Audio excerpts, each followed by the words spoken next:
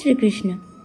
আজ ছিল অমাবস্যা, তাই সকাল সকাল উঠে প্রভুর ভোগ নিবেদনের জন্য বানিয়ে ফেললাম খিচুড়ি, আলু ভাজা, আর সাথে দিলাম কুমড়ো ভাজা, বেগুন ভাজা।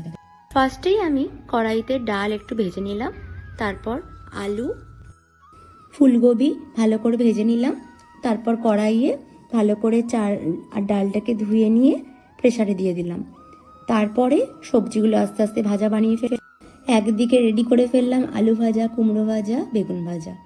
অন্যদিকে কড়াইয়ে একটু জিরে, লঙ্কা ফোড়ন দিয়ে তাতে দিয়ে দিলাম টমেটো, ভালো করে কষে একটু নুন, সামান্য চিনি, আর সাথে দিলাম একটু আদা বাটা, জিরে বাটা।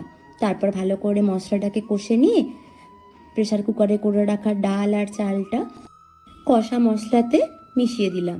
তারপর কিছুক্ষণ ফোটালাম। ফুলকপি, আলু আর গাজরের টুকরোগুলো এবার মিশিয়ে দিলাম। কিছুক্ষণ ফোটার পরে একটু আগে সামান্য জিরে বাটা মিশিয়ে দিলাম। তারপর সামান্য চিনি, আর উপর থেকে ছড়িয়ে দিলাম কাজু আর কিশমিশ।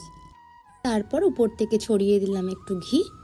এভাবেই রেডি করে ফেললাম আজকের খিচুড়ি। সুন্দর করে সাজিয়ে আমার প্রভুকে ভোগ নিবেদন করলাম। রাধে রাধে।